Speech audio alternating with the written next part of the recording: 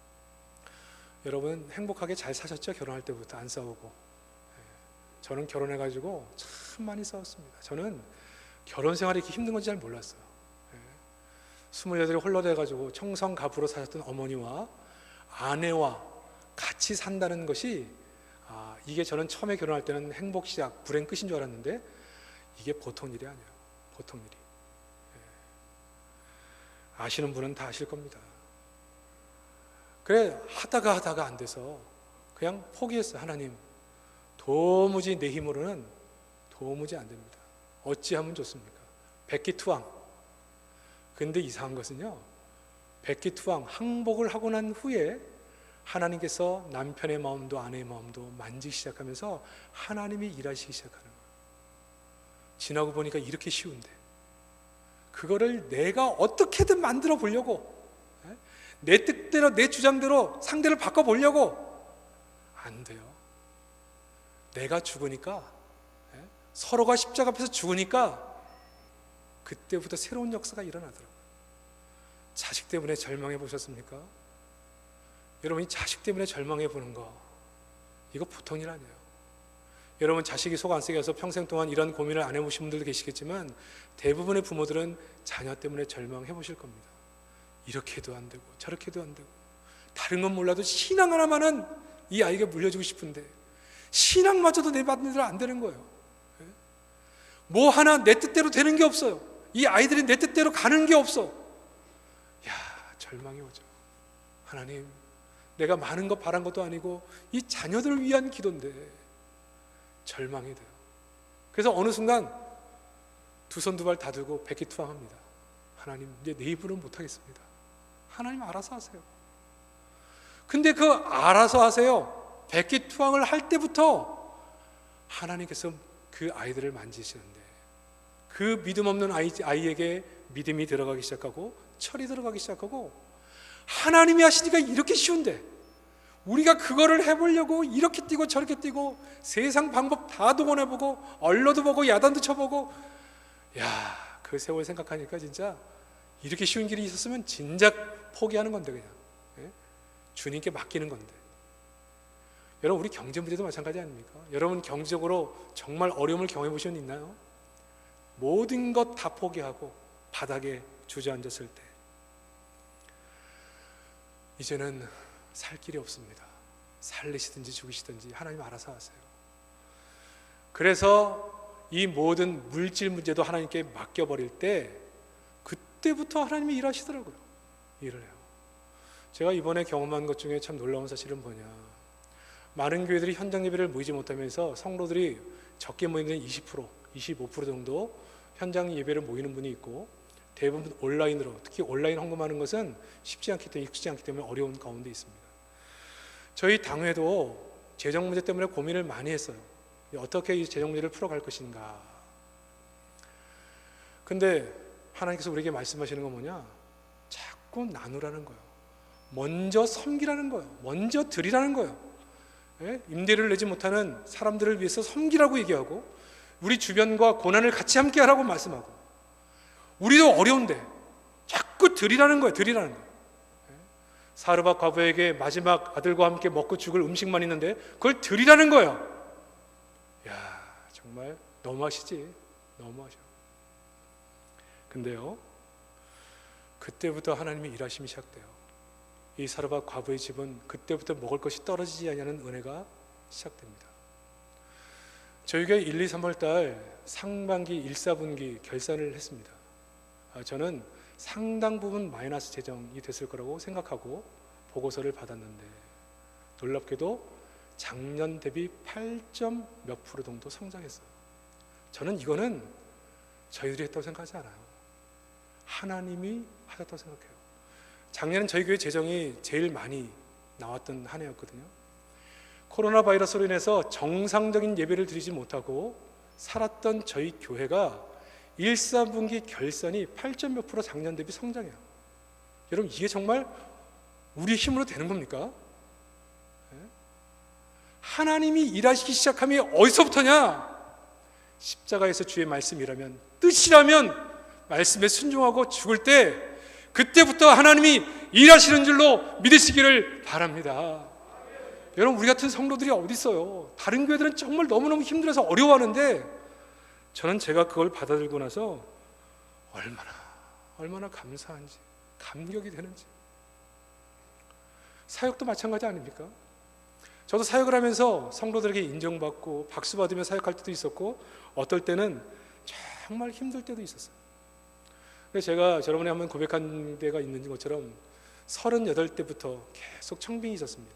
그때의 마음은 뭐냐? 지금이 너무너무 좋은데 앞으로 나는 언제든지 청빙 받을 수 있다.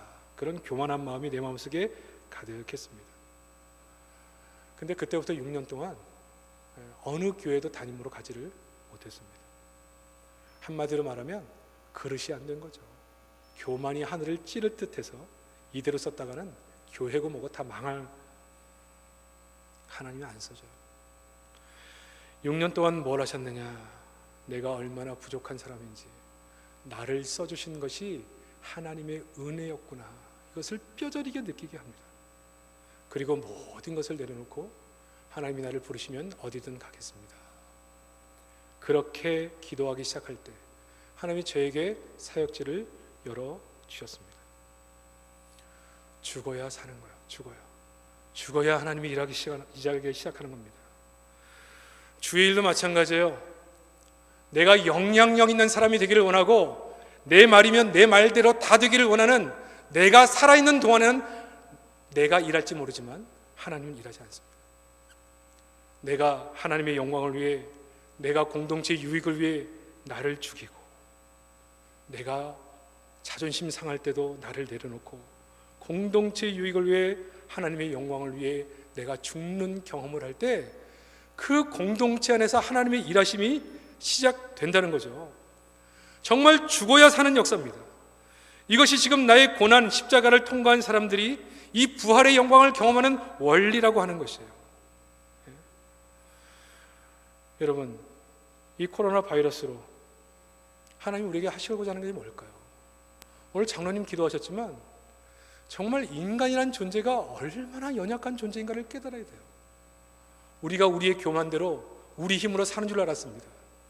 우리의 힘으로 우리의 수명을 연장할 수 있을 거라고 믿었고, 우리의 힘으로 정말 좋은 나라, 좋은 공동체 만들 수 있을 줄 알았고, 우리에게 걱정, 불행 없을 줄 알았던 교만, 뭐든지 할 수 있다는 그런 교만. 여러분 보세요. 전 세계 최대 강대국이라는 미국 보세요. 확진자 50만 명, 사망자 18,000. 그 선진국이라는 세계 최대의 강대국이요, 코로나로 죽어가는 사람들을 장례 치를 곳이 없어가지고 집단 매장을 해요. 전쟁도 아닌데, 전쟁과도 같은 비참함. 방역 당국에 있는 사람들이 방호복이 없어가지고요, 쓰레기 봉투, 부지포 같은 부엌에 쓰는 그런 거 뒤집어 쓰고 의료진의 40%가 감염됐어요. 여러분, 정말 인간이란 존재가 이런 존재입니다. 세계를 움직이고 우주를 왔다 갔다 하는 그러한 힘을 자랑하지만 그 작은 바이러스 하나 때문에 이렇게 무너지는 것이 인간의 삶이라는 거예요. 근데 이거를 처절하게 깨닫고, 하나님, 인생이 이런 존재입니다. 하나님의 은혜가 아니면 살 수가 없습니다. 하나님의 은혜로 우리를 붙들어 주옵소서. 이렇게 우리의 모습을 그대로 십자가 앞에 내려놓고 죽을 때 우리 주님께서 다시 이 민족 가운데, 이 인류 가운데 주 안에서 새롭게 사는 법을 가르쳐 주실 줄 믿습니다. 이 십자가의 죽음을 경험해야 주와 함께 다시 사는 법을 배운다라고 하는 것이죠.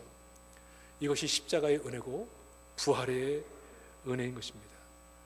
사랑하는 성도 여러분, 그러면 이 부활절날 우리는 어떤 영역의 삶에 있어서 다시 사는 것을 경험해야 할까요? 첫 번째는 하나님을 향한 믿음이 다시 살아나게 되시기를 주의 이름으로 축복합니다. 우리가 모이는 예배를 하지 못했습니다. 참 그렇게 공예배마다 와서 은혜 받고 눈물로 기도하고 찬송하던 우리의 삶이 갑작스럽게 마음의 준비도 못한 상태에서 교회가 폐쇄됐습니다. 저도 아무도 없는 이 본당 안에 딱 앉아가지고 기도를 하는데, 우리가 함께 모여 기도했던 그 시간들이, 찬양했던 그 시간들이 얼마나 큰 은혜였는가. 우리는 예배하고 싶으면 언제든지 예배할 줄 알았습니다. 기도하고 싶을 때 얼마든지 기도할 줄 알았습니다. 찬송하고 싶을 때 얼마든지 찬송할 줄 알았고, 사랑하던 우리 교우들과 언제든지 만날 줄 알았는데, 폐쇄가 딱 되고 나니까 참 마음이 참 힘들더라고요. 아마 여러분들도 그랬을 줄 압니다. 그렇게 마음껏 예배하고 기도하며 준비하던 것들을 하지 못했을 때 우리의 마음속에 영적으로도 참 많이 힘든 것을 느꼈죠. 근데 우리는 지금 뭘 해야 되느냐? 우리의 믿음이 다시 한번 주 앞에서 견고하게 설 수 있도록 다시 한번 우리 마음을 다잡아야 합니다. 여러분, 우리의 신앙도 십자가 없는 부활은 없습니다. 내가 정말 내 영혼을 관리하기 위해 말씀을 가까이 하고 기도하지 않는데 어느 날 갑자기 자연스럽게 저절로 믿음이 자란다, 그런 것은 없습니다. 양육을 받지 않고 그냥 믿음이 자라는 경우도 거의 없습니다. 우리는 신앙생활할 때 핍박이 있어도 핍박을 각오하고 신앙을 지켜오는 과정을 통해 믿음을 지켜왔고, 믿음을 향한 온전한 믿음을 경주하는 과정을 통해서 우리의 믿음이 성장해 왔습니다. 지난주에 특세를 통해서 여러분이 가정에서 예배를 드리신 줄 아는데, 이제 새벽기도 다음 주부터, 이번 월요일부터 회복을 합니다. 지난주 수요 예배도 제가 생각한 것보다 많은 분들이 오셨어요. 얼마나 교회를 사모하셨는지. 다 회복해야 됩니다. 우리의 기도, 우리의 눈물 회복해야 됩니다. 사람이기 때문에 회복하려면 시간이 좀 걸리는데 그래도 회복해야 됩니다. 사랑하는 성도 여러분, 우리의 믿음이 하나님을 향해서 흔들리지 않는 모습으로 주를 바라보며 믿음으로 견고해질 수 있도록 여러분, 우리가 경주해야 됩니다. 저도 예수 믿을 때 잘 생각해보면 안 믿는 친척들 가운데 처음 예수 믿어서 신앙적 핍박이 참 많았습니다. 이 핍박, 십자가를 통과해야 됩니다. 처음 우리만 예수 믿으니까 제삿날이 되면은 절하지 않는다고 얼마나 핍박을 하는지요. 뭐가 그렇게 잘났다고 예수가 밥 먹여주냐. 하여간 들을 얘기 못 들을 얘기 다 들었어요. 그럴 때마다 교회 와서 기도하면서 하나님 들으시죠. 저분들 다 예수 믿을 수 있도록 도와달라고 기도하고 주님의 은혜와 위로를 구했습니다. 근데 그 어려운 시절에 그 십자가를 통과하면서 그렇게 반대하고 그렇게 놀려대던, 니네들이 우리 집에서 제일 못 산다. 당시 다 저희 외가는 잘 살았거든요. 니네들이 잘 살면 하나님 살아계신 줄 알고 내가 교회 가겠다. 그렇게 조롱했었습니다. 근데 그 어려운 때에 제일 많이 기도했고, 그 어려운 때 믿음으로 꼭 붙잡고 살았고, 그 과정을 통해 우리 가족들 다 구원하고 가장 순결한 모습으로 신앙생활을 했던 시기인 것 같아요. 십자가를 통과해야 우리의 신앙도 정금 같아지는 겁니다. 사랑하는 성도 여러분, 지금 어려운 시기죠. 그러나 이때도 우리의 믿음 흔들리지 말고 하나님을 향한 마음 꼭 붙잡고 믿음으로 달려가시기를 주의 이름으로 축복합니다. 주의 이름으로 축복합니다. 두 번째는 복음을 향한 열정들이 다시 살아나시기를 주의 이름으로 축복합니다. 우리 기독교 부산에 있는 교회 교육자들이 모였을 때 많은 분들이 그렇게 얘기합니다. 이 코로나 사태로 인해서 교회들이 약 10% 이상 성장이 멈출 거라 그렇게 예상들을 하시더라고요. 염려하시더라고요. 거의 2달 가까운 시기를 우리는 전도하지 못했고, 상반기에 예정되어 있던 사랑방 전도 축제도 실질적으로는 하기가 어려운 시기가 됐습니다. 마귀들이 좋아하겠죠. 복음 전한 일을 못하니까. 선교지, 사실 우리도 지금 막 정신이 없으니까요, 잘 돌아보지를 못하고 있습니다. 선교지에도 코로나 바이러스 때문에 어려움을 겪고 있는데, 이 어려운 시기에도 우리는 이 복음에 대한 열정 잃어버리면 안 됩니다. 여러분, 이 복음은요, 복음을 전하는 일은 마귀가 제일 싫어하는 일. 핍박도 많고 유혹도 많습니다. 그래서 여러분 기억하셔야 됩니다. 전도 많이 하고 실족하는 경우가 많습니다. 마귀가 싫어하는 것이 하나님이 증거되는 것이기 때문에 전도자들, 선교에 관심 있는 자들, 선교사들 시험거리가 많습니다. 이 시험거리가 막 영적으로 우리를 괴롭히고 막 눈에 보이는 핍박, 그런 것만 차라리 괜찮은데 아주 교묘하게 이들을 무너뜨리는 것들이 많아요. 저희 가정이 처음 예수 믿었을 때 복음 전할 때도 그랬다 그러지 않았어요? 저희 친척들이 하는 얘기가 그거예요. 너희 꼬라지를 좀 봐라. 우리 중에서 제일 못 사는데 예수 믿어 뭐가 잘 됐어? 예수님 살아계신 걸 한번 증거해봐. 우리 중에서 제일 못 살고 제일 어렵고 제일 힘든데, 아니 우리 보러 예수 믿으라고? 우리는 부족한 게 없는데. 야, 정말 우리가 믿은 예수가 너무 좋아서 복음을 전하는데요, 얼마나 우리의 마음에 상처가 되는지요. 기도할 때마다 그랬습니다. 하나님 들으셨죠? 우리 못 산다고, 우리 되는 거 없다고 하나님 살아계심을 못 믿겠답니다. 전도 많이 하면요, 박수만 맞는 게 아닙니다. 야, 전도 좀 하려면 교회 좀 잘 정착하시는 사람도 데리고 와라. 딱 관리도 안 되는 걸 뭘 그렇게 전도를 한다고. 전도할 거면 니네 집부터 좀 잘 관리하면서 해라. 집은 엉망진창으로 해놓고. 아니, 안 믿는 사람들이 그렇게 얘기하는 것도 이해가 돼요. 근데 전도를 하면요, 이런 얘기들을 가장 가까이서 듣는 거예요. 이런 작은 말에 사람들의 시선에 우리가 무너져 가는 것입니다. 전도하는 분들, 선교하는 분들, 그래서 기도 많이 해야 되죠. 근데 이 복음을 전하는 모든 일도 십자가를 통과하는 그러한 십자가가 없이는 생명이 살아나는 역사가 없다는 거예요. 참아내야 됩니다. 끝까지 사랑해야 됩니다. 아무리 뭐라고 해도 그 길을 걸어가는 십자가의 길이 필요합니다. 아무리 어려운 환경이 와도 나는 복음을 전할 것이다, 나는 성교적 삶을 살 것이다, 그런 마음과 각오를 가지고 그 길을 걸어가야 됩니다.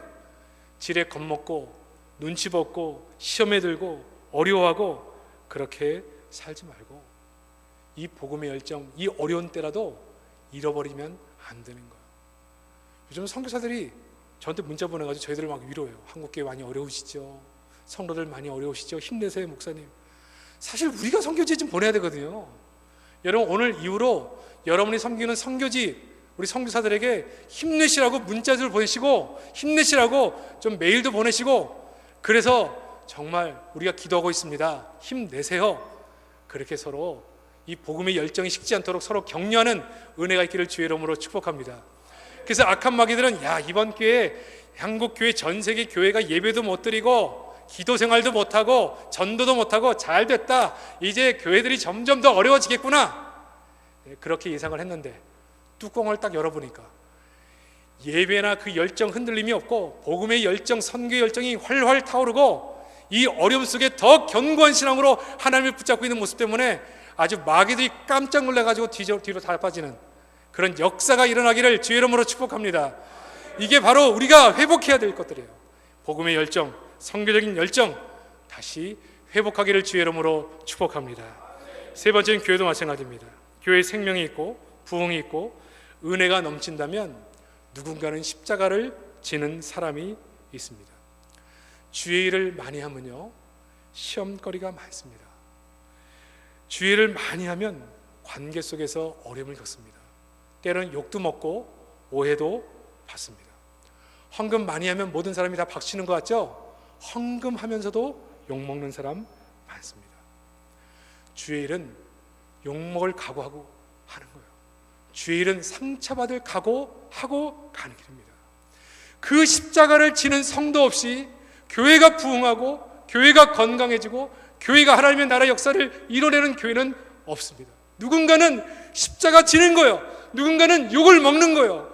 누군가는 섬기면서도 수많은 화살을 맞는 거예요. 근데 그분들 때문에 그리스도 예수 안에서 다시 사는 역사, 생명의 역사, 수많은 영혼이 돌아오는 역사, 영혼이 회복되는 역사, 그 역사가 일어나는 것입니다. 사는 성도 여러분, 교회가 힘들고 어려울 때, 기독교가 매스컴을 통해서 수많은 욕을 먹고 있는 이때 뒤에 앉아서 교회가 이런 문제가 있다, 그래 이게 문제다 저게 문제다 이렇게 말하는 것은 너무너무 쉬워요. 이거는 누구나 할 수 있는 거예요. 그러나 우리 성도들은 그렇게 하면 안 됩니다. 우리 성도들은 하나님의 사람들, 교회들이 어떤 역할들을 감당하고 있는지, 하나님을 어떻게 경외하는지, 이 교회들이 이 사회를 위해서 어떻게 함께 고통을 나누고 있는지 함께 나누면서 안타까운 심정으로 기도하며 나가야 되는 것이죠.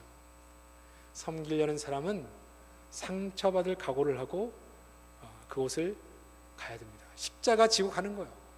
그때 그리스도 예수가 우리 안에서 우리를 같이 살려주시는 역사 있는 거죠. 관계도 마찬가지 아닙니까? 내가 하고 싶은 말 다 하고 내가 원하는 대로 다 주적으로 끌어가는 관계, 그거 누가 못해요? 우리도 할 말 많잖아요. 그러나 우리의 관계를 위해서 죽을 줄 아는 사람 때문에 가정에서 하나됨이 있는 것이고, 교회에서 하나됨이 있는 것이고, 우리 공동체 전체가 하나됨이 있는 것입니다. 사랑하는 성도 여러분, 덕천제일교회는 정말 그리스도의 십자가만을 자랑하고 이 십자가를 붙잡고 묵묵히 걸어가는 성도들이 되셔서 그리스도 예수 안에서 다시 사는 놀라운 은혜와 축복이 우리 교회 가운데 일어나기를 주의 이름으로 축복합니다. 네 번째는 코로나 바이러스로 인한 어려움을 예수 부활로 극복해야 합니다.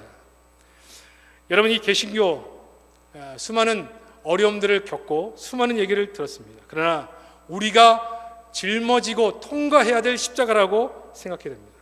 새로운 인식 변화를 가져와야 됩니다. 이 사태 하나님이 푸셔야 됩니다. 기독교 언론이나 기독교에 대한 언론이나 사회에서 공격받는 모습, 우리가 억울하다고 소리치고 외칠 필요 없습니다. 감당하며 가야 됩니다. 진심은 언젠가 통하게 되어 있습니다. 저는 저희 교회가 섬기는 것을 이 사회가 잘 모르는 줄 알았어요. 저희가 반찬 전도 매일 월요일마다 하는 거 다 관에서 알고 있습니다. 늘 감사한다고 얘기하더라고요. 이 지역 주민들이 굉장히 감사해하고 왔다는 얘기를 하고 있어요. 수요일날 음식을 나누고 있는 문제 모르는 줄 알았더니 다 알아요. 그 연말에 대해서 불우이웃 돕는 것, 우리 교회가 주도적으로 이 북구 지역에서 큰 교회들도 많지만 제일 주도적으로 하고 있다는 걸 다 알고 있어요. 그러니까 우리는 모르는 줄 알았는데 사람들이 다 알고 있습니다. 이 어려운 때가요, 우리의 정체성을 분명히 하고, 우리 교회가 대사회적으로 이웃을 돌본 일에 좀 부족한 부분이 많았구나, 이것을 깨닫고 조금 더 역량을 발휘해서 하나님을 사랑하지만 사람을 사랑하는 법을 더 배우고 이것을 생각하며 걸어가면, 저는 이 과정이 반드시 전화위복이 돼서 우리 개신교회에 대한 이미지, 그리고 성도들에 대한 이미지, 이 사회 속에도 언젠가는 이해하고 함께 이런 것을 공감하게 되는 때가 반드시 저는 올 거라고 확신합니다.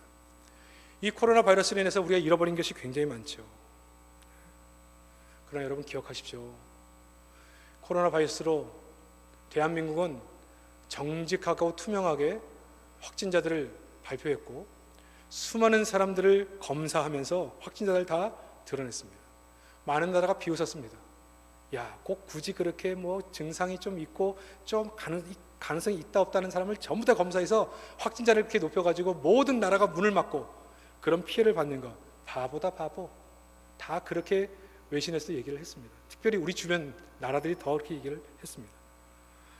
그런데 여러분, 피하지 않고 직면해서 맞서 싸웠고 지금 확진자가 50명 이하로 떨어지는 시기를 맞이해 가고 있죠. 이 계기를 통해 한국의 방역 체계가 얼마나 체계져 있는가를 만세계에 증명하는 계기가 됐고 바이오 산업의 우수성을 알리는 계기가 됐습니다. 도리어 투명하지 않았던 주변국들은 지금 앞으로 다가올 일에 대해서 확진자가 어떤 경로로 퍼져가는지도 파악도 못해요. 그냥 우리나라 한 명밖 발생하면 그냥 다 찾아가지고 난리를 치잖아요. 그 불편함을 성숙한 시민의식으로 다 이겨내고 감내했습니다. 이 십자가를 통과하는 대한민국은요, 앞으로 하나님께서 어떠한 일로 이 일을 전화위복으로 만드실지 모릅니다. 이 어려움을 지금 잘 극복해내서 이 애프터 유라고 하는 이 운동, 나보다 다른 사람을 먼저 생각하는 이 운동이 앞으로 점점 활성화되고 이 사회가 좀 더 성숙한 사회로 나가시는 계기가 되고 대한민국이 전 세계 가운데도 우뚝 솟은 대한민국으로 설 수 있는 계기가 될 수 있음을 우리는 알아야 되고, 그래서 우리는 묵묵하게 이 십자가를 지나가야 되는 거예요. 이번 주에 어르신들에게 생필품을 함께 나누고 난 이후에 어느 한 분이 그렇게 얘기하더라고요. 덕천제일교회에서 이 어려운 때 아무도 돌보지 않은 시기에 우리를 생각해줘서 너무너무 고마워요. 내 눈물 나서 꽤 고마워요. 앞으로 나도 우리 교회를 위해서 할 수 있는 일이 있다면 뭐든지 하고 싶은데 우리를 생각해주는 그 교회에 너무너무 감사해요. 관공서에서는 덕천제일교가 우리 지역에 있어서 너무너무 자랑스럽습니다. 감사합니다. 저는 우리 교육자들 참 감사해요. 담임 목사를 중심으로 사례를 모아서 소상공인을 돕기로 했었는데 우리 부교육자들이 함께 그 일에 동참해 자신의 사례를 기꺼이 내어줘서 소상공인 돕는 일에 함께 동참을 했는데 어렵잖아요, 우리 교육자들. 그런데도 너무너무 감사해요. 자랑스러워요. 앞에서도 얘기했지만 한 권사님이 교사들을 식사 대접하려고 하는 거, 여러분 한 끼 식사 먹는 거 참 감사한 일이지만 교회 두 교회를 살린다, 더 보람 있지 않습니까? 한 끼 밥 먹는 것보다. 저는 우리 교사들은 앞으로 더 격려할 수 있는 사람이 더 많이 나올 줄 믿습니다. 더 그냥 하나님께서 은혜 가운데 얼마나 감사해요. 요소요소마다 이런 모든 과정을 통해 교회도, 이 사회도, 대한민국도, 나아가 전 세계도 하나님이 이 부활의 정신과 함께 우리를 살려주시는 은혜가 있기를 주의 이름으로 축복합니다. 다 함께 일어나셔서 함께